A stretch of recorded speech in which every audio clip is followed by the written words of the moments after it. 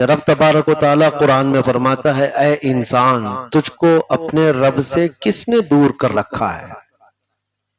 ما غرک بربک الکریم، تیرا کریم رب ہے، اس کریم رب سے تجھے کس نے دھوکہ دیا ہے؟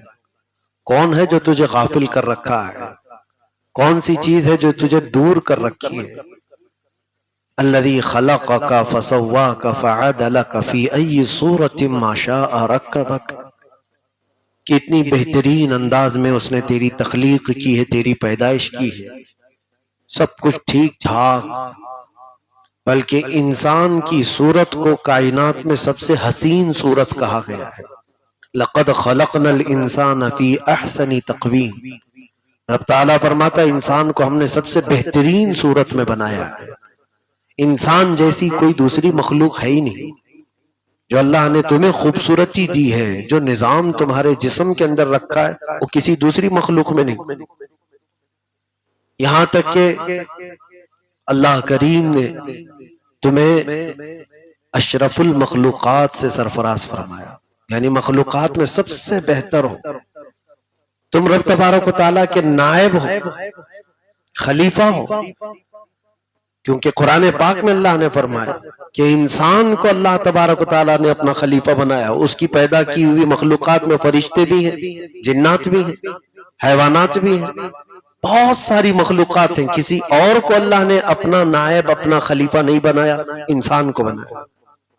انسان اور انسان رب تبارک و تعالیٰ کی قدرت کا اور اس کی قدرت کا ایک عظیم شاہکار ہے۔ انسان کو آج تک کوئی سمجھ نہیں سکا۔ انسانوں میں، انسانوں کی زندگی پر ریسرچ کرنے والے کسی ایک پارٹ پر ریسرچ کرتے ہیں تو ڈاکٹر بنتے ہیں۔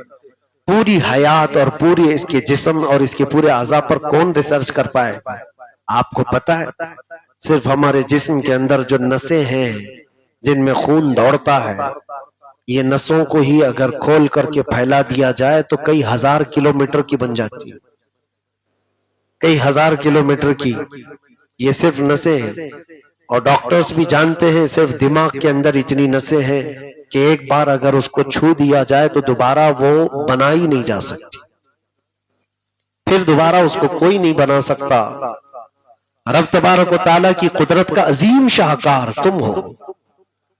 اور رب تبارک و تعالیٰ نے قرآن میں فرمایا وَسَخَّرَ لَكُمُ الشَّمْسَ وَالْقَمَرَ دَائِبَيْنِ، یہ چاند اور سورج کو تمہارے لیے مسخر کر کے رکھا گیا ہے، تمہارے لیے بنائے گئے سب۔ وَسَخَّرَ لَكُمُ الْأَنْهَارَ، اور دریاؤں کو تمہارے لیے اللہ نے تمہارا تابع بنایا ہے۔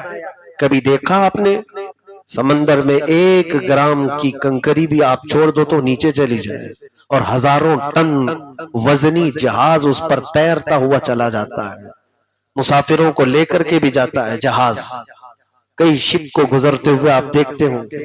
تو سمندر میں کون ہے جو ان کو چلا رہا ہے؟ قرآن میں رب تعالیٰ فرماتا ہے یہ دریاؤں کو اللہ نے تمہارے تابع کیا ہے، تمہارے نفع کے لیے بنایا ہے۔ وَسَخَّرَ لَكُمُ اللَّيْلَ وَالنَّهَارَ، یہ رات کا آنا، دن کا آنا، یہ سب تمہارے لیے بنایا گیا ہے۔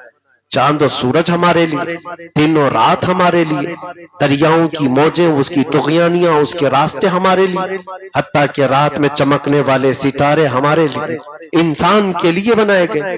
زمین پر جو کچھ بھی بویا جا رہا ہے وہ پودوں کی شکل میں اگتے ہیں، اناج لاتے ہیں، یہ کس کے لیے بنائے گئے؟ کون اناج تم تک پہنچاتا ہے؟ یہ سب انسانوں کے لیے بنائی گئی ہے۔ حتیٰ کہ میرے عزیزوں، درختوں میں سے کئی درخت ایسے ہیں جو ہمارے لیے آکسیجن پرووائیڈ کرتے ہیں، وہ بھی صرف انسانوں کے لیے، انسانوں کے لیے بنائے گئے۔ کائنات کی ہر شے کو رب تعالیٰ نے تمہارے لیے سجایا ہے، کیا چیز تمہیں نہیں دیا؟ حتیٰ کہ آپ کو پتہ ہے انسان بہت سیلفش ہوتا ہے، انسان کی فطرت میں ہے وہ مطلب پرستی، خاص طور پر وہ اپنی ضرورت کی اور اپنی مطلب کی چیزوں سے لگاؤ رکھتا ہے۔ اور ایک انسان دوسرے انسان سے کنیکٹ ہوتا بھی ہے تو تھوڑی اس کی کچھ نہ کچھ غرض ہو جاتی ہے، لیکن آپ نے کائنات میں دیکھا ہوگا دنیا کی دوستیاں الگ ہیں، غرض اور مقصد کے لیے ہوتی ہیں، لیکن ایک ماں کی اپنے بیٹے کے لیے محبت، ایک ماں کی اپنے بچے کے لیے محبت، یا ایک باپ کی اپنے بچے کے لیے محبت، یہ بے غرض ہوتی ہے، بغیر غرض کے ہوتی ہے۔ لیکن یہ بات میں کیوں کہہ رہا ہوں؟ ماؤں اور باپوں کے دل کے اندر بچوں کی محبت بھی اللہ ڈالتا ہے، سب تمہارے لیے نظام رکھا گیا ہے۔ اگر رب تبارک و تعالیٰ ان کے سینے میں تمہاری محبت نہ ڈالے، ماں ایک قطرہ بھی دودھ پلانے کو تیار نہیں ہوگی۔ کوئی ماں اپنے بچے کو دودھ نہیں پلائے اگر اللہ تعالیٰ محبت نہ ڈالے۔ تمہاری محبت اللہ نے اس کے سینے میں رکھا ہے، حتیٰ کہ نظام تو دیکھو 9 مہینے تم پیٹ میں رہے اس کے، وہاں پر بھی تمہاری روزی کا انتظام فرمایا، وہاں پر بھی ماں جو کچھ کھاتی ہے وہ بچے کی صحت کے لیے اثر کرتا ہے، اس کے ناف کے ذریعے سے غذا پہنچائی گئی، 9 مہینے تمہاری پیٹ کے اندر پرورش، اور اس کے بعد جب دنیا میں آیا تو جانتے ہو وہ 9 مہینے تک ماں کے لیے کیا کیا پروسیس ہو رہا تھا؟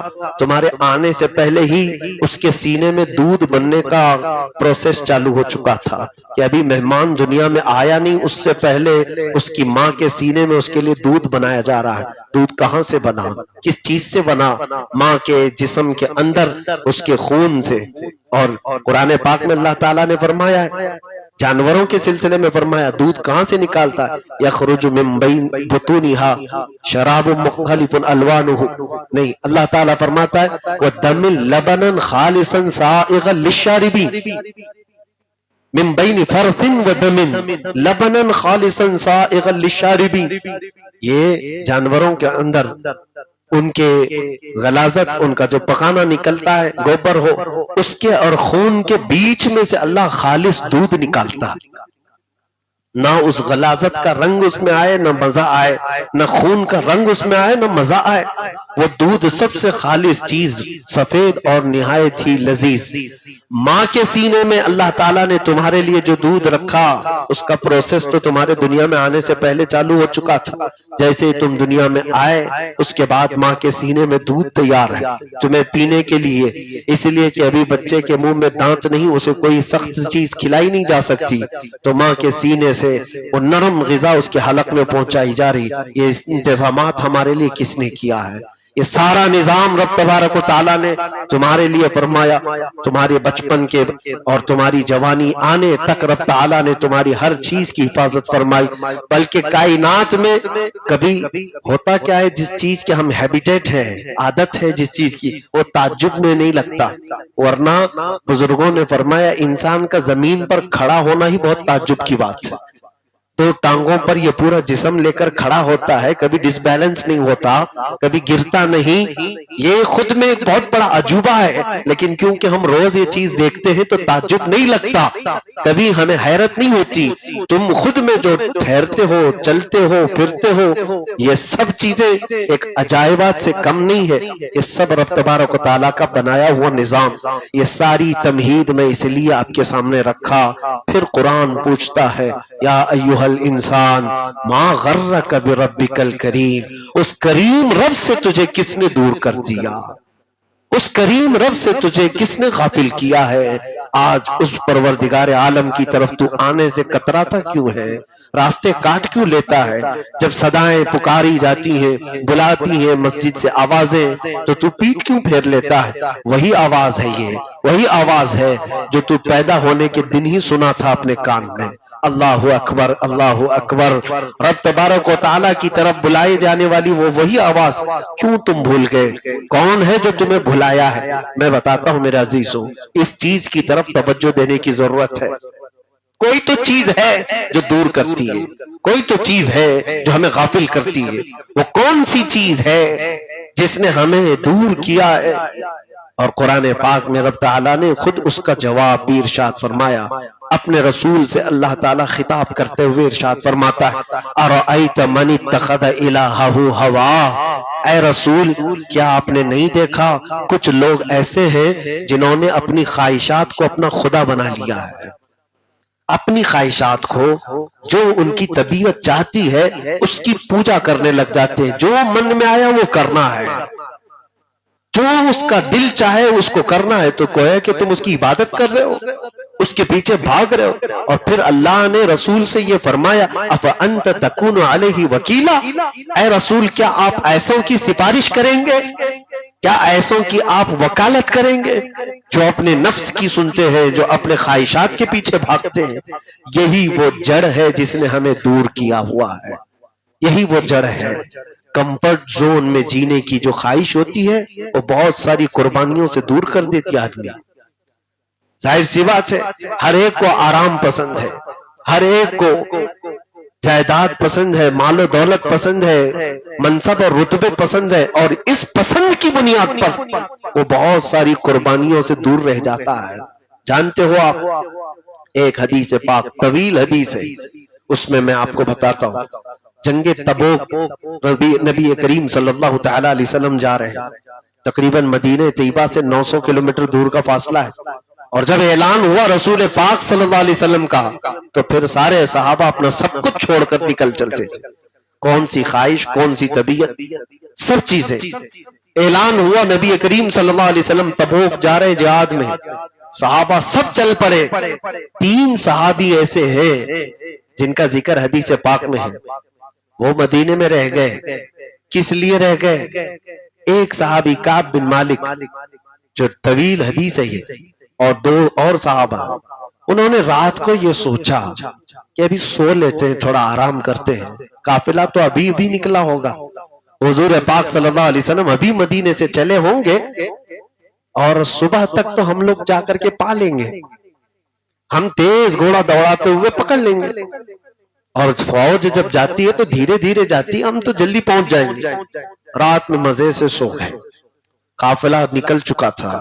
صبح ہونے کے بعد کچھ اور کام ان کے آ گئے، کچھ اور کام انہوں نے نپٹائے. کہا 1-2 منزلیں ہی تو طے ہوئی ہوں گی، ابھی 1-2 منزلیں ہی ابھی نبی پاک صلی اللہ علیہ وسلم اور ان کے صحابہ گئے ہوں گے، میں آگے چل کر کے پالوں گا.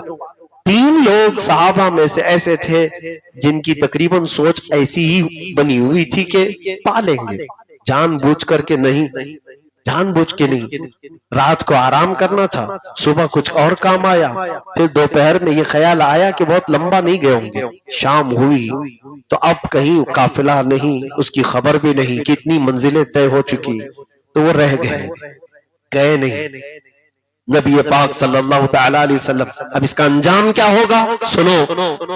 حضور اکرم صلی اللہ تعالی علیہ وسلم چلے تو گئے تبوک، اور اس کے بعد اس جنگ کے بعد حضور جب واپس تشریف لائے مدینہ طیبہ، سب سے پہلے حضور اکرم صلی اللہ علیہ وسلم نے ان 3 کو طلب کیا. وہ نبی برحق ہیں، رحمت للعالمین ہیں، بلکہ ہر امتی کی خبر رکھنے والے رسول ہیں. تو اپنے صحابہ، اپنے غلاموں کی کیسے خبر نہ رکھتے؟ ان 3 کو طلب فرمایا. تینوں حاضر ہوئے. پوچھا کیا بات ہے کہ تم حاضر نہیں ہوئے ہمارے ساتھ؟ کیا تم نے اعلان نہیں سنا تھا یا کوئی وجہ ہے؟ انہوں نے کہا یا رسول اللہ اعلان تو سنا تھا. کہا پھر ساتھ کیوں نہیں آئے؟ اب وہ صحابہ کا بھی تو دیکھو حال، جو حدیث بیان کر رہے ہیں وہ خود کہتے ہیں چاہتا تو میں کچھ بہانہ کر لیتا کہ کچھ مسئلہ تھا، بیماری تھی، تکلیف آ گئی اچانک، لیکن وہ صحابی کہتے ہیں اس سے کیا بہانہ کریں جو دلوں کے حالات بھی جانتا ہو. کیا بہانہ کریں اس رسول پاک کے سامنے جو دلوں کے حالات کی بھی خبر رکھتا ہو. تو سچ سچ بتا دیا یا رسول اللہ صلی اللہ علیہ وسلم، رات کو جب قافلہ نکلا تو خیال ایسا آیا کہ تھوڑی ہی دور قافلہ گیا ہوگا، صبح چل کر کے پالیں گے، پھر صبح کچھ اور کام آئے، 2-3 منزلوں کے بعد ہم آپ کو پالیں گے. ایسا خیال آتا رہا اور دن نکل گئے، اور یہی سستی اور کاہلی کی بنیاد پر اس قافلے میں ہم شریک نہیں ہو پائے.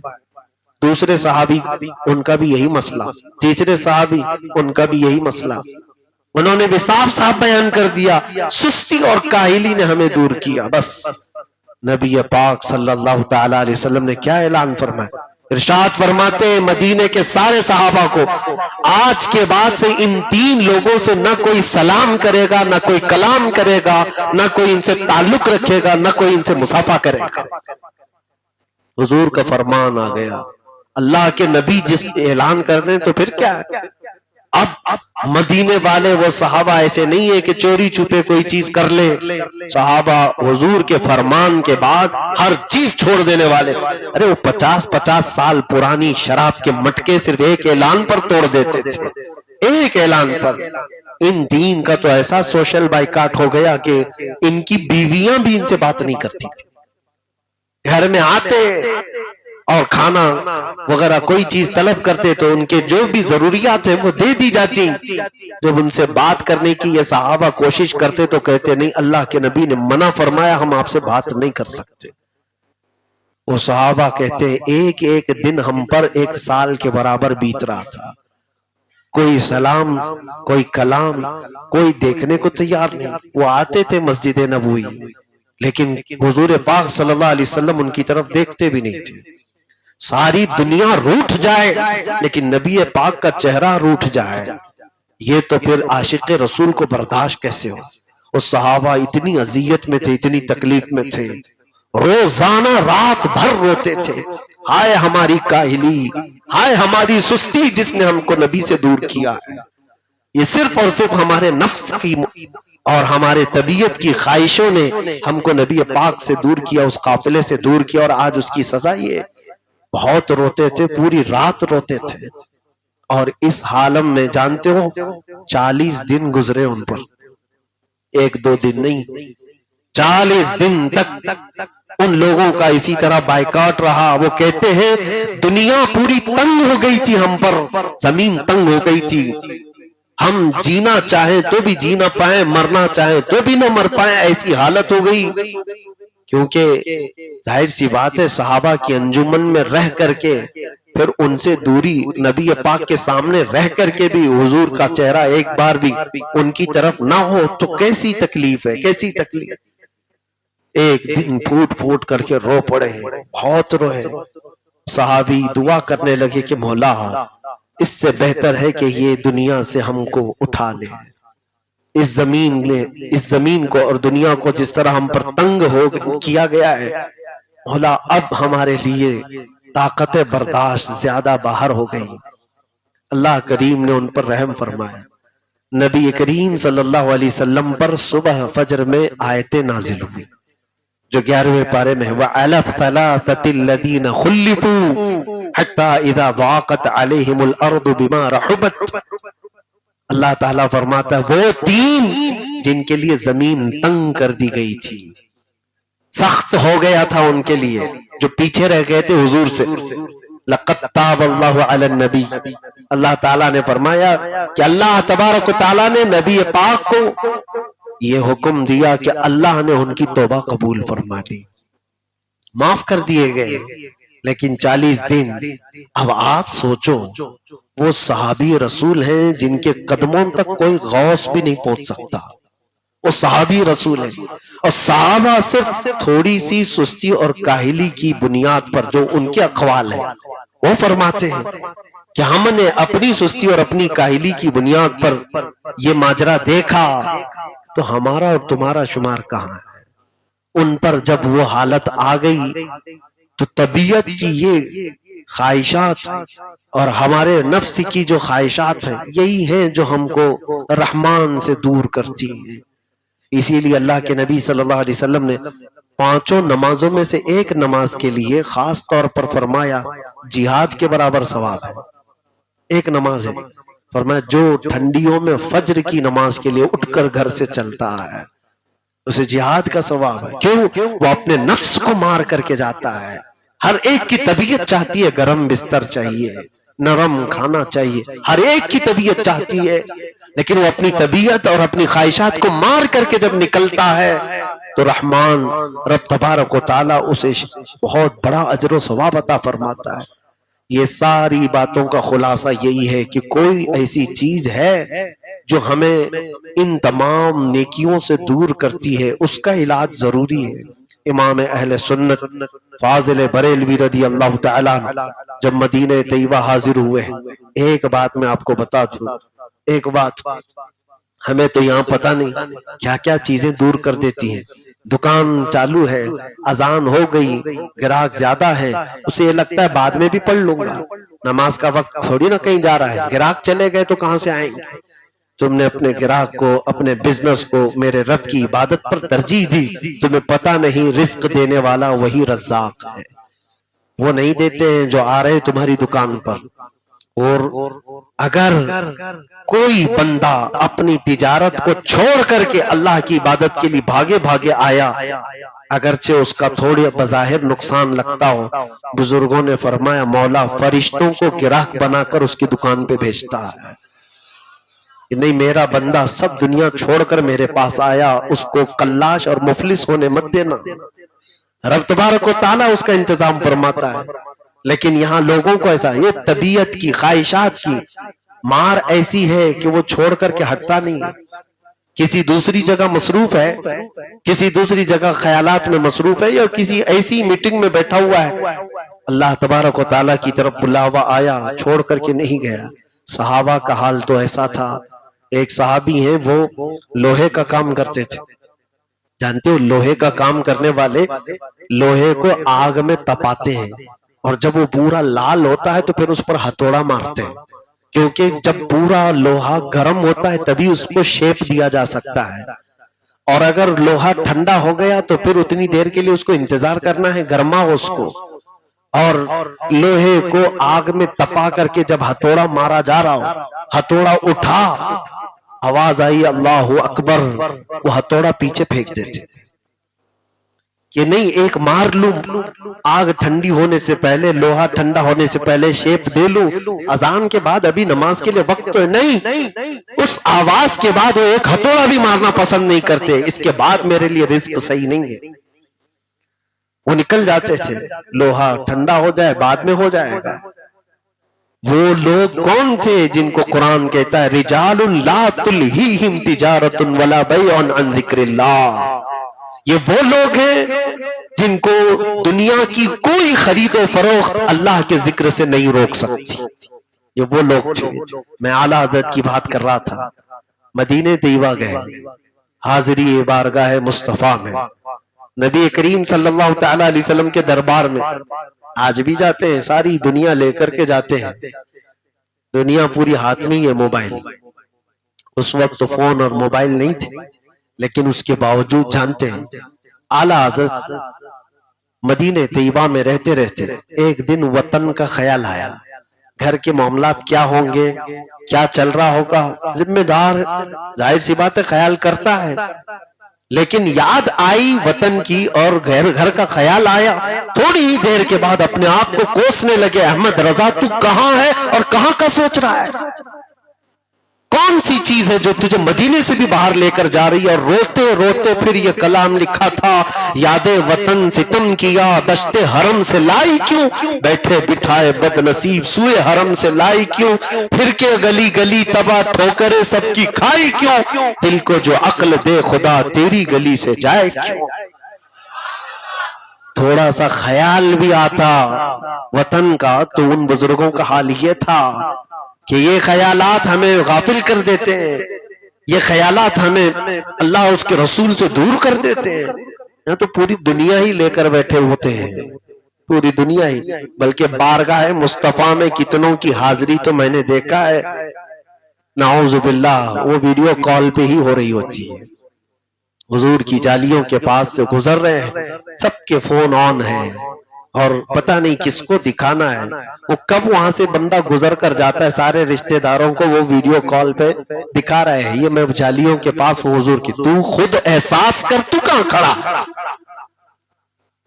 دنیا کو دکھانے کے چکر میں تو اپنا سلام بھول گیا. نبی کریم صلی اللہ علیہ وسلم کے جس دربار میں تم کھڑے ہو وہاں جنید بغدادی اور بایزید بستامی آتے تھے، اپنی سانسوں کو بھی روک لیتے تھے کہ نکلنے والی سانسوں سے اس بارگاہ کی بے ادبی نہ ہونے پائے.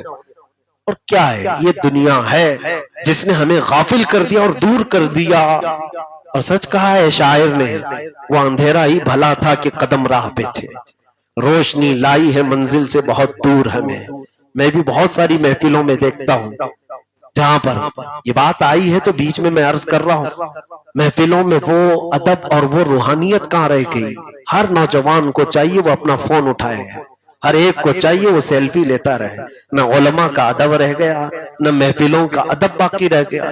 اگر موبائل ہی لے کر کے آنا تھا تو تم گھر میں بیٹھتے سارے موبائل امام صاحب کو دے کے بھیجتے ہیں. بیان تو امام صاحب کو یہاں بھیج دیتے، سارے موبائل کو ہم بیان سنا دیتے اور یہ لے کے چلے جاتے. آپ اپنی ذات کو لے کر کے آئے ہو، اپنا خیال رکھو. ہاں ایک دو چیزیں جو ریکارڈ ہو رہی ہیں وہ جو تمہارے تک پہنچ بھی جائیں گے، لیکن انسان اتاولا ہے. ہر ایک کو چاہیے کہ میرے پاس بھی ریکارڈ ہو. تو یہ جو دکھاوے کی کیفیت آئی ہے یہ خواہشات نفسانیہ ہے، خواہشات نفسانیہ ہے. یہی چیز ہے جو تمہیں ادب سے بھی دور کر رہی ہے اور روحانیت سے بھی دور کر رہی ہے. آج نہیں ہو رہا ہے انٹرنیٹ کا زمانہ، ہر چیز انٹرنیٹ پر ڈالنے کی خواہش ہے بندوں کی. میں خود تنگ آ گیا ہوں، عاجز آ گیا ہوں، کھانے کا ایک لقمہ بھی نہیں اٹھا پاتا، ہزاروں موبائل کھڑے رہتے سامنے. نہ ہم پانی پی پائیں نہ چائے پی پائیں، ہر چیز. تم کون سے دین کا کام کر رہے ہو؟ کسی کے لیے یہ سارے ریکارڈ کرنا کیا یہ فرض ہے، واجب ہے، سنت ہے، کیا ہے؟ کس لیے کر رہے ہو؟ لوگوں کو ایسا لگتا ہے مفتی صاحب کرواتے ہوں گے. معاذ اللہ، 100 بار معاذ اللہ، میری ہرگز یہ خواہش نہیں ہے. چلنے کی، بیٹھنے کی، اٹھنے کی، مصافحہ کرنے کی. کتنے تو بیچارے آتے ہیں مصافحہ کرنے کے لیے، بہت تکلیف میں آئے، بھیڑ بھاڑ ادھر ادھر کر کے. مجھے خود ترس آ گیا، کتنی تکلیف اٹھا کے بندہ آیا ہے، یہ مصافحہ کرنے کے لیے آیا ہے. دل تو میرا کرتا ہے کہ میں اس کا ہاتھ چوموں، لیکن تھوڑی دیر بعد پتا چلتا ہے حضرت ایک سیلفی چاہیے، ایک فوٹو چاہیے. تمہاری روحانیت کہاں چلی گئی؟ اگر ادب ہی ملحوظ رکھنا تھا اور اگر تمہیں کچھ فیض اٹھانا تھا کسی بھی عالم کے لیے تو تمہارے وہم و گمان میں بھی یہ چیز نہیں آتی. اس کا مطلب ہے یہ ساری تکلیفیں اٹھا کر صرف اس لیے آئے کہ ایک فوٹو لے لے اور پھر جا کر کے لوگوں میں یہ بتائیں کہ میں فلاں کے ساتھ فوٹو لیا ہوں. یہ سب چیزیں ایسی ہیں جو تمہیں روحانیت سے دور کر رہی ہیں. محفلوں کا ادب جا رہا ہے، ختم ہونے کو آ گیا ہے.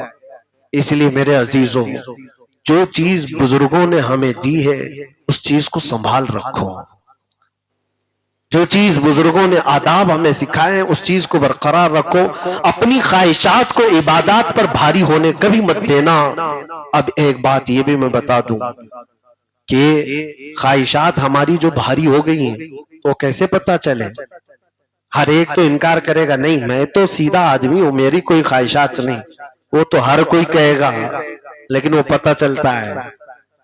فرمایا گیا ہے کہ جب خواہشات بھاری ہو جائیں کسی کی تو اس کے دل میں نفاق پیدا ہوتا ہے، یعنی منافق ہونے لگ جائے گا آدمی. بہت بری چیز ہے نفاق، کوئی ہلکی پھلکی چیز نہیں. آدمی کافر ہو جاتا ہے، جس کے دل میں نفاق آیا وہ کافر ہو جاتا ہے. اور یہ خواہشات وہاں تک لے جاتی ہیں اس کو. یہ خواہشات ہیں اللہ سے دور کر رہی ہیں، رسول پاک سے دور کر رہی ہیں، قرآن سے دور کر رہی ہیں، مسجد سے دور کر رہی ہیں. اور پھر دل کے اندر نفاق آ جاتا ہے. وہ کیسے پتا چلے کہ میری خواہشات بھاری ہیں؟ آپ دیکھیں آپ کی طبیعت کے خلاف کوئی چیز آپ پسند کرتے ہو کہ نہیں کرتے ہو. کئی لوگوں کو آپ کو منع کر دیا گیا کہ نہیں یہ محفل میں فوٹو کی ضرورت نہیں ہے. آپ نے کہا دل اب مانتا نہیں ہے، طبیعت ہی مانتی نہیں. اور جس نے روکا اس پر پورے 14 ہو گئے، اس پر چڑھائی کر دیا. تو کون ہوتا ہے؟ تیرے باپ کی مسجد ہے، کیوں مجھے روکا، فلاں کیوں کیا. یہ ساری چیزیں تمہاری خواہشات کے بھاری ہونے کی علامت ہے جو تم کسی بری چیز کو روکنے پر برداشت نہیں کر پا رہے ہو. برداشت کی طاقت ختم ہو جاتی ہے جب خواہشات بڑھ جاتی ہیں. میرے عزیزوں، اس چیز سے نکلنا ہے. اللہ کریم کی بارگاہ میں قریب ہونے کے لیے مسجدوں میں کتنا وقت دیتے ہو یہ بھی آپ محسوس کرو. امام غزالی نے فرمایا جس کا دل کالا ہو جاتا ہے اس کا دل مسجد میں نہیں لگتا. جس کا دل کالا ہو جاتا ہے وہ قرآن زیادہ پڑھ نہیں سکتا. جس کا دل کالا ہو جاتا ہے وہ خیرات اللہ کی بارگاہ میں نہیں کر پاتا. یہ سب علامتیں اگر اپنے اندر آئی ہیں تو سمجھ لو کہ خواہشات نے ہمارے دل کو کالا کر دیا ہے. طبیعتوں کی یہ جو خواہشات ہیں یہ ہمیں اللہ اور اس کے رسول سے دور کرتی جا رہی ہے۔ وہ کیسا زمانہ تھا صحابہ کا، انہوں نے اپنی ساری خواہشات کو حضور کے قدموں پر قربان کر دیا تھا۔ کوئی اپنی کوئی ایسی چیز نہیں رکھی انہوں نے، نبی پاک صلی اللہ تعالی علیہ وسلم کی رضا کے بعد پھر کوئی چیز نہیں۔ مجھے کبھی کبھار حیرت ہوتی ہے، ایک نہایت کالے رنگ کے صحابی مدینے میں، ان کو کوئی بیٹی بھی نہیں دے رہا تھا، حضور نے ایک گھر میں بھیجا، انصار صحابہ میں سے ایک صحابی کی بیٹی جو خوبصورت تھی، بہت خوبصورت تھی، ایک ہی بیٹی۔ حضور نے یہ کالے رنگ کے صحابی کے نکاح کا پیغام اس صحابی کے گھر بھیجا کہ جاؤ تم پیغام لے کر کے جاؤ، وہ بھی میرے صحابی ہیں، شوہر بیوی ان کی بیٹی اچھی ہے، اگر وہ تجھے دے دے تو نکاح ہو جائے۔ یہ صحابی گئے، جا کر کے ان سے کہا آپ کی بیٹی کے رشتے کا پیغام لائے ہو۔ کس نے بھیجا؟ اللہ کے نبی نے بھیجا۔ ماں اور باپ ہیں، تھوڑا تو دل میں آتا ہے کہ داماد کو دیکھیں کیسا ہے، داماد دیکھو تو نہایت کالے رنگ کا جو ہونے جا رہا ہے، اور بیٹی نہایت خوبصورت۔ صرف انہوں نے اتنا کہا تھا کہ ہم بعد میں بات کر لیں گے، لیکن اندر جو جوان بیٹی تھی اس نے سن لی۔ وہ صحابی تو چلے گئے، ان کو عادت تھی، وہ کہتے ہر جگہ سے تو لوگ ریجیکٹ کرتے ہی تھے، منع کر ہی دیتے تھے، ان کے لیے تعجب کی بات نہیں تھی، وہ چلے گئے۔ اندر سے بیٹی آتی اپنے ماں باپ سے کہتی بابا کون آیا تھا؟ کہا ایک جوان آیا تھا۔ کہا کس لیے؟ تیرے نکاح کا پیغام لے کر۔ تو آپ نے کیا کہا؟ کہا میں نے کہا بعد میں بات کر لیں گے۔ کس نے بھیجا تھا؟ اللہ کے نبی نے۔ اس لڑکی نے کہا بابا کیوں آپ نے ٹال دیا؟ کہا دیکھ تو صحیح کون سی میچنگ ہے، کیا ہے دونوں کے درمیان۔ اس لڑکی نے کہا بابا کس خطا میں ہو آپ نے آنے والے کو دیکھا، یہ نہیں دیکھا بھیجا کون ہے۔ کائنات کا وہ حسین چہرہ آمنہ کا لال تاجدار مدینہ جس نے بھیجا، آپ نے اس کے حکم کا خیال نہیں فرمایا۔ ماں باپ کو بیٹی بتا رہی ہے، اپنی خواہشات نہیں ہوتی عورتوں کی، اپنی خواہشات نہیں ہوتی، لیکن وہ کیسی بیٹی تھی کہ جس نے اپنی ساری خواہشات کو حضور کے ایک بات پر قربان کر رکھا تھا۔ جو نبی نے بھیجا اس کے بعد پھر دیکھنا کیا ہے۔ اور ماں اور باپ نے بیٹی کی یہ بات سنی تو دوڑے دوڑے مسجد نبوی آئے، حضور کے پاس آئے، کہا یا رسول اللہ معاف کرتے ہیں، ہم نے ان کا پیغام ایکسپٹ کرنے میں، قبول کرنے میں تاخیر کی، اس کی معافی، ہمیں معاف کر دے۔ اللہ کے نبی صلی اللہ علیہ وسلم نے معاف فرمایا، اور اس لڑکی سے اس نوجوان صحابی کا نکاح ہو گیا مدینہ طیبہ میں، لیکن رخصتی نہیں ہوئی۔ یہ نکاح ہوا تھا، حضور پاک صلی اللہ علیہ وسلم نے صحابہ سے کہا کہ میرا یہ جوان صحابی غریب ہے، اس کے پاس مال و دولت کچھ بھی نہیں، بہت غریب تھے وہ صحابی۔ حضور نے صحابہ کو رغبت دلائی کہ اس کو کچھ پیسے دے دو، یہ کچھ سامان خریدے اور اپنا گھر بسائے، آج شادی ہوئی دلہن کو لائے گا۔ سارے صحابہ نے ملا کر کے ان کو پیسے دیے، وہ لے کر مزے سے گئے بازار میں۔ یہ وہی دن تھا جس دن جنگ احد میں جانے کا طبل بج چکا تھا۔ اعلان ہو گیا تھا اچانک کہ مشرکین مکہ مدینے پر چڑھائی کر دیے ہیں، اور حضور سب کی صفیں لگانے لگ گئے کہ چلو احد کی طرف جانا ہے۔ یہ جو صحابی ہیں کالے رنگ کے صحابی جن کا آج نکاح ہوا، یہ گئے، جیسی ہی کانوں میں آواز آئی، جو جہیز کا سامان خریدنا تھا وہ چھوڑ کر جنگ کا سامان خریدنے لگ گئے۔ کبھی ان کے ہاتھ میں تلوار، قیمتی تلوار، نیزے، بھالے آئے نہیں تھے، سب خرید لیا جتنے پیسے تھے۔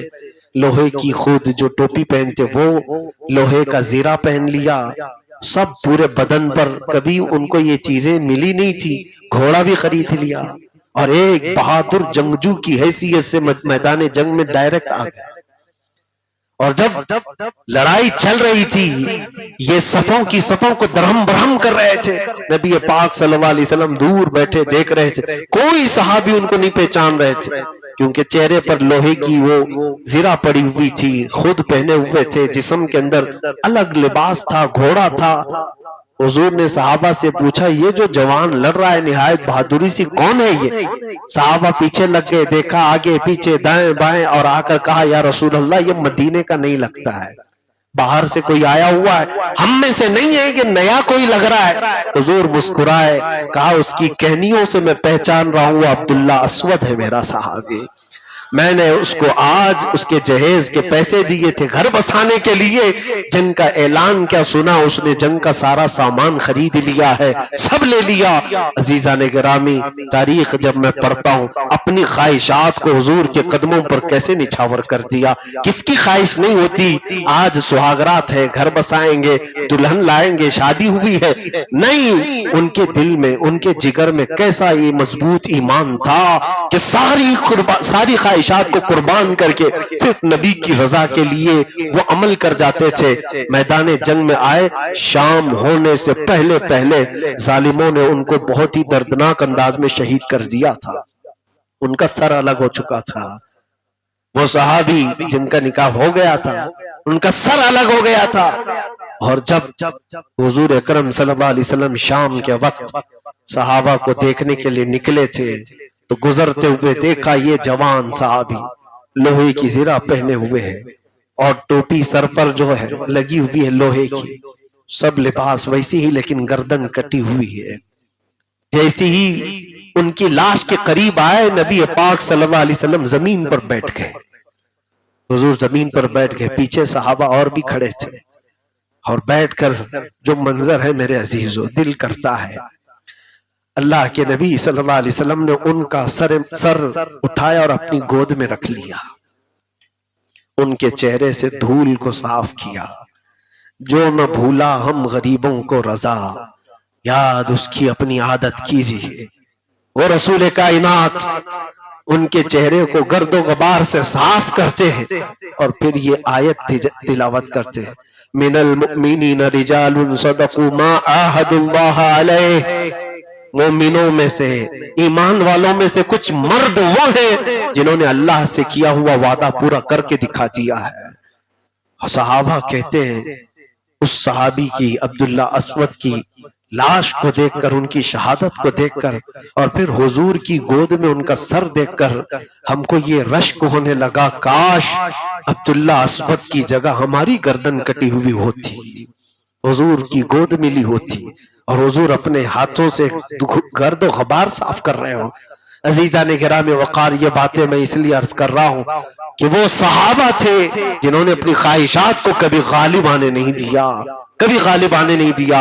आज जिस चीज ने हमें दूर किया है वो हमारे मालो दौलत की मोहब्बत है, हमारे घर बार की मोहब्बत है, हमारे अहलो अयाल की मोहब्बत है, जिसने हमें बहुत सारी कुर्बानियां देने से दूर कर रखा है। जाहिर सी बात है जब कभी इस्लाम, बानी इस्लाम, कुरान और अल्लाह रब्बुल इज्जत इस्लाम, दीन इस्लाम पर जब बातें आए, कभी कोई एक्शन लेने की बात आती है तो सबसे पहले ये सारे दायरे देखने पड़ते हैं। बीवी का क्या होगा, बहन का क्या होगा, छोटे भाई का क्या होगा, माँ बाप का क्या होगा, ये सारी बातें तो आती है जहन में। मेरे अजीजों, एक बात याद रखो, मुझे एक साहब ने पूछा था, आप जिस तरह से निडर होकर आगे बढ़ते चले जाते हैं, छोटे बच्चे और माँ बाप, भाई बहन, इन सब का भी ख्याल किया करो।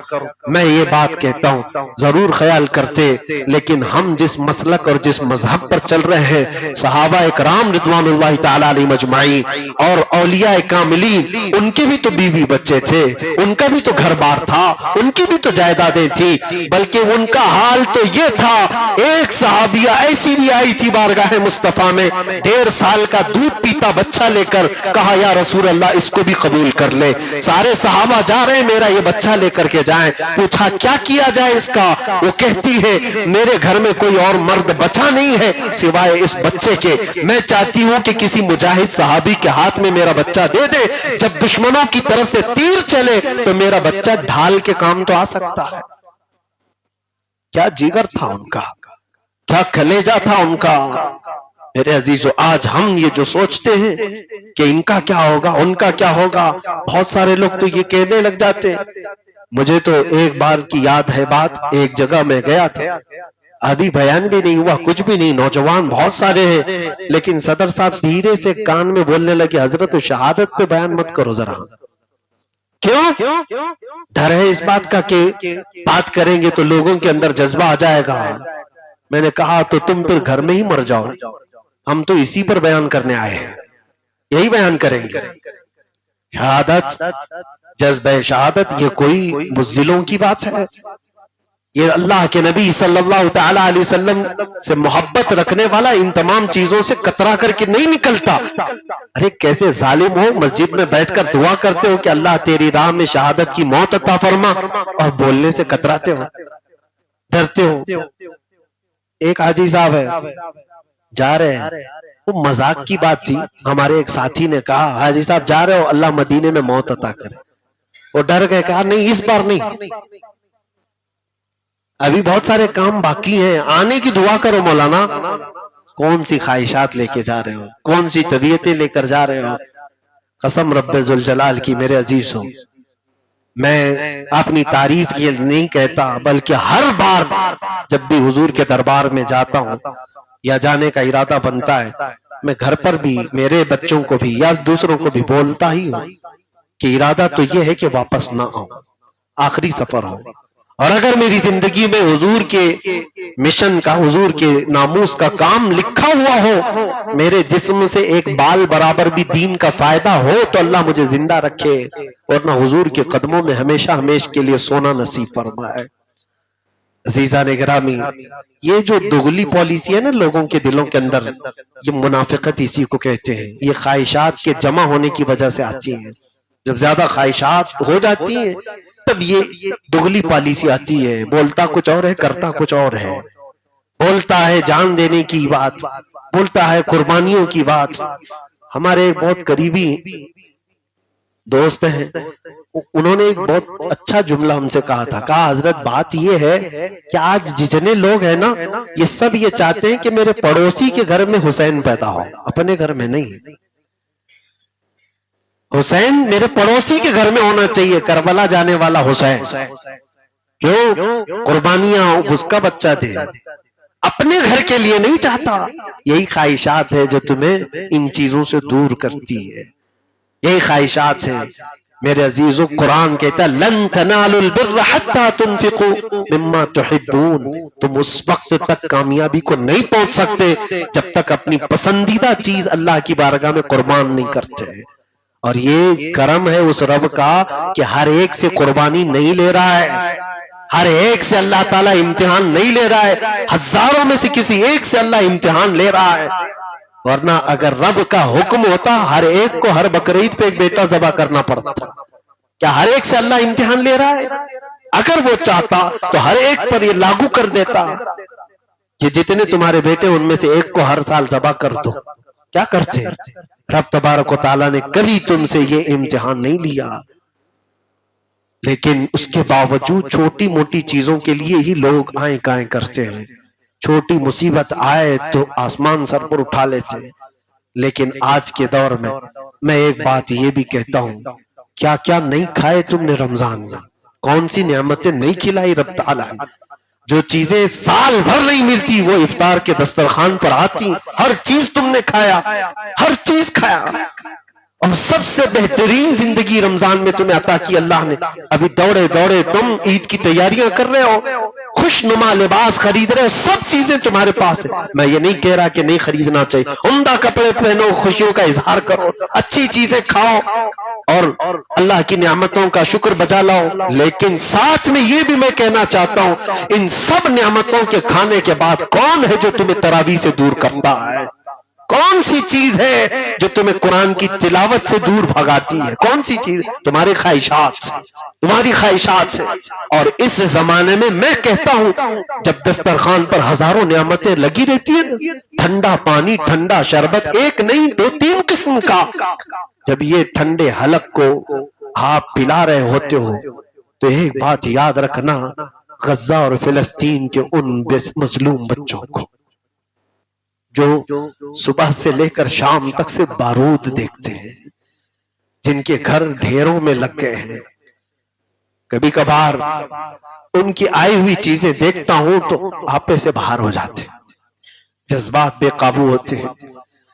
یہاں بازاروں میں ہماری عورتیں پوری رات شاپنگ کر رہی ہیں، وہاں عورتیں دن بھر اپنے بچوں کی لاشیں لے کر گھوم رہی ہیں، دفن کرنے والا کوئی نہیں ملتا۔ ظالموں نے ایک ایک دن میں 80 بچے مار دیے ہیں۔ دودھ پیتے بچوں کا کیا قصور ہے؟ ان بچوں نے تو ابھی دنیا دیکھی ہی نہیں۔ بتاؤ گود کے وہ بچے جو ابھی بولنا بھی نہیں جانتے، ظالم کس جرم پر تو نے اس کو مارا؟ اس نے تمہارا کیا بگاڑا تھا؟ کیا یہ کربلا کا منظر نہیں نظر آتا تمہیں جہاں چن چن کر کے مار دیا جاتا ہے؟ وہاں کی تصویریں دیکھو تو حیرت ہوتی ہے، کھنڈر میں بدل گئی، بلند و بالا عمارتیں ڈھیر ہو گئی راکھ کے، لیکن ان سب کے باوجود وہاں کے رہنے والوں کا ایمان سلامت ہے، وہ ابھی ضمیر زندہ ہے۔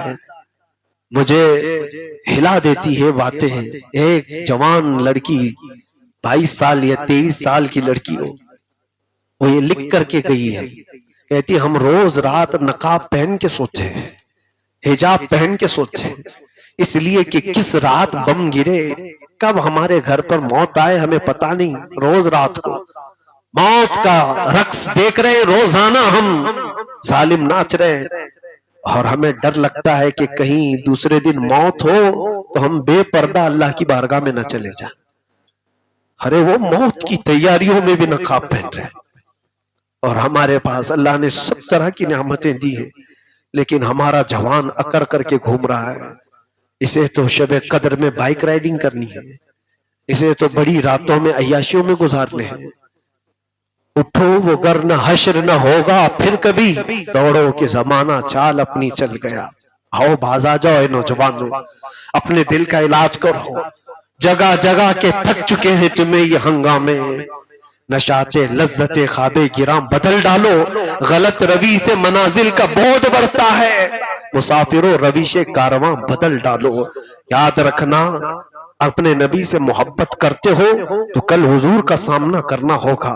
اگر نبی پاک صلی اللہ علیہ وسلم نے تم سے یہ پوچھا بتا اے جوان تو نے اپنی جوانی کہاں خرچا کی، کیا بتاؤ گے، کیا کہو گے؟ اگر نبی پاک نے یہ پوچھا کہ جب دنیا نہتے بچوں کو مار رہی تھی اس وقت تو انٹرنیٹ پر کھیل رہا تھا، تو گیموں میں رات بھر مصروف تھا، اللہ کے نبی صلی اللہ تعالیٰ علیہ وسلم کی بارگاہ میں کھڑے ہونے کی سکت ہے؟ ہمارے اندر وہ طاقت ہے؟ نہیں ہے تو آج بدلنے کی ضرورت ہے۔ اپنے دلوں کے اندر رکت پیدا کرو، اللہ تبارک و تعالیٰ وہ دن لائے گا، یہ جو ظلم ہے وہ ایک نہ ایک دن ختم ہوگا، ایک نہ ایک دن ختم ہوگا۔ صرف امتحان ان مظلوموں کا نہیں، پوری کائنات کے مسلمانوں کا ہے، تمہارا بھی امتحان ہے، تمہارا بھی امتحان ہے۔ تم اپنی یہ نشاط لذت خواب گراں جس کو کہا گیا ہے، لمبی نیند سونے والی جو بے ہوشی تو ہم پر طاری ہوئی ہے، کسی چیز پر اٹھتے نہیں، کسی چیز پر اٹھتے نہیں، حضور کو گالیاں دے دیں، قرآن کو اوراق کو پھاڑ دیں، اسلام کو تتر بتر کرنے کی باتیں ہوں، تمہارے کانوں پر جو نہیں رینگتی تو پھر سمجھ لو مردہ لاشیں ہیں، کسی کام کی نہیں ہے یہ چیزیں، یہ چلتی پھرتی لاشیں ہیں، اور اس پوری بھیڑ بھاڑ سے کچھ نہیں ہونا ہے۔ طوفان نوح لانے سے اے چشم کیا فائدہ، دو بوند ہی بہت ہیں گر تجھے اثر کرے۔ میں یہی کہتا ہوں بھیڑ بھاڑ سے کچھ نہیں ہونے والا ہے، ایمان والا ایک ہو تو کائنات کو پلٹنے کے لیے بھی کافی ہے۔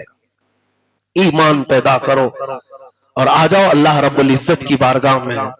یقیناً میں کئی دنوں سے یہ بات بول بھی رہا ہوں اپنے بیانات میں، تم نے دنیا کو منانے کی بہت کوششیں کی لیکن دنیا مانتی نہیں ہے، کوئی نہ کوئی تو ناراض ہو ہی جاتا ہے۔ سارے دوستوں کو تم راضی نہیں کر سکتے، سارے گھر والوں کو تم راضی نہیں رکھ سکتے، ایک مسجد کا امام اپنے پورے مقتدیوں کو راضی نہیں کر سکتا، ایک کمیٹی والا اپنی پوری کمیٹی کو راضی نہیں رکھ سکتا۔ یہ دنیا ہے، کوئی نہ کوئی تم سے ناراض رہے گا ہی۔ وجہ کیا ہے؟ تم ان کو منانے کے چکر میں کیوں اپنی لائف برباد کر رہے ہو؟ یہ دنیا کبھی نہیں مانتی، چھوڑ دو ان کے حالات پر، ہاں آ جاؤ وہ رب ہے جو صرف ایک سجدے پر مان جاتا ہے، ایک سجدے پر راضی ہوتا ہے، اور اگر تم نے اس کو راضی کر دیا تو پوری کائنات کے دل میں اللہ تمہاری محبت ڈال دیتا ہے، لوگوں کے دلوں کو تمہاری طرف پھیر دیتا ہے۔ تو لوگ کیا کہہ رہے ہیں؟ دوستوں کے لیے کتنوں کو میں جانتا ہوں اپنے ماں باپ کو چھوڑ دیا ہے، کتنے جوان ایسے ہیں جو اپنی ماں کے پاس بیٹھنا نہیں چاہتے، باپ کے پاس بیٹھنا نہیں چاہتے۔ کیوں؟ دوستوں کے ساتھ وقت گزارنا ہے، دوستوں کے ساتھ عیاشی کرنی ہے۔ انہیں تو گھر برا لگنے لگتا ہے۔ کانٹے ہیں کیا تمہارے گھر میں جو اپنے والدین کے ساتھ بیٹھ نہیں سکتے دوسروں کے ساتھ؟ لیکن جن دوستوں کے لیے تم نے اپنے سگے ماں باپ کو ٹھکرایا تھا، اپنا گھر بار چھوڑا تھا، یہ وہ دوست ہیں جو صرف تیرے پیسوں کے مطلبی ہے، تیرے منصب کے مطلبی ہے۔ جہاں تجھ سے سب چیز کھو گئی، جہاں تیرے سے سب چیزیں لٹ گئی، تو پھر دیکھنا کتنے باقی رہتے ہیں۔ سب راستہ کاٹنے لگتے ہیں کہ یہ تو کلاش ہے، بیچارہ کنگال ہے، اس سے دوستی رکھو گے تو روز قرضے مانگے گا۔ سب دوستی چھوٹ جاتی ہے، اور ایسے کنگال اور ایسے کلاش سے کوئی دوستی کرتا ہے تو وہ آمینہ کا لال ہے، تاجدار مدینہ صلی اللہ علیہ وسلم ہے۔ وہ سنتے بھی ہیں، محبت بھی کرتے ہیں۔ مجھے وہ بات رلا دیتی ہے، ایک خاتون مدینے کی، ذہنی توازن ٹھیک نہیں تھا، پاگل تھی، بڑبڑ بہت زیادہ کرتی، بولتی زیادہ تھی، کسی کو بھی پکڑ لے تو کچھ بھی بولتی۔ حضور پاک صلی اللہ علیہ وسلم کے پاس آ رہی تھی، صحابہ نے راستہ روک لیا، کہا آئے گی نبی پاک کو پریشان نہ کر دے، پاگل عورت ہے، سنانا چاہتے ہی ہے تو اتنا بولتی۔ کچھ لوگ ہوتے ہیں سناتے رہے، لیکن وہ رسول رحمت ہیں، نبی الانبیاء ہیں، سید الانبیاء ہیں۔ صحابہ ظاہر سی بات ہے حضور کے احترام کا بہت اہتمام کرتے تھے۔ راستہ روک لیا، حضور نے فرمایا چھوڑو اس کو، آنے دو۔ کہا یا رسول اللہ پاگل عورت ہے، بہت بولتی ہے، کینچی کی طرح زبان چلتی ہے۔ حضور نے فرمایا چھوڑ دو، آنے دو۔ صحابہ نے پھر راستہ روکا تو میرے نبی نے کیا فرمایا جانتے ہو؟ میں جانتا ہوں پورے مدینے میں کوئی اس کی سنتا نہیں ہے، اگر میں بھی نہ سنوں تو وہ کس کو سنائے گی، کس سے بات کرے گی؟ وہ قریب آئی اور اس کے مزاج کے حساب سے جیسے پاگل پن پہ بولتی جائے، اور نبی رحمت کان لگا کر توجہ سے سن بھی رہے۔ صحابہ رونے لگے، حضور پاک صلی اللہ تعالی علیہ وسلم ایسے سن رہے ہیں جیسے اس کو بہت اہمیت دی جا رہی ہے۔ یہ میرے نبی کے اخلاق تھے۔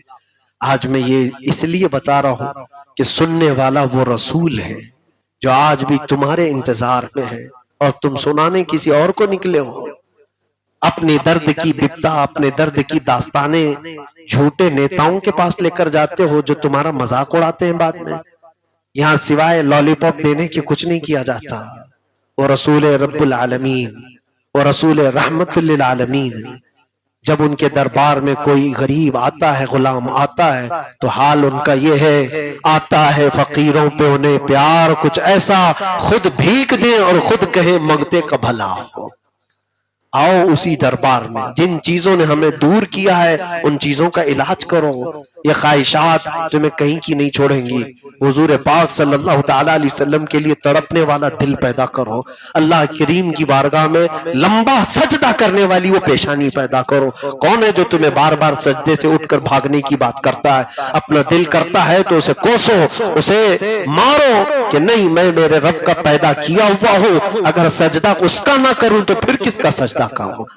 اور رب تبارک و تعالیٰ نے جو دل دیا ہے وہ رسول پاک کی محبت کے لیے دیا ہے۔ اگر زیادہ ان کی یاد نہ آئے تو پھر کس کی یاد آئے؟ یہ دو چیزیں اپنے اندر پیدا کرو، اللہ کریم تمہارے لیے کامیابیاں رکھا ہے۔ اعلیٰ حضرت کی یہ بات یاد کرو، اور اسی پر میں گفتگو ختم کرتا ہوں۔ دل ہے وہ دل جو تیری یاد سے معمور رہا، سر ہے وہ سر جو تیرے نام پہ قربان گیا، انہیں جانا انہیں مانا، نہ رکھا غیر سے کام، للہ الحمد میں دنیا سے مسلمان گیا۔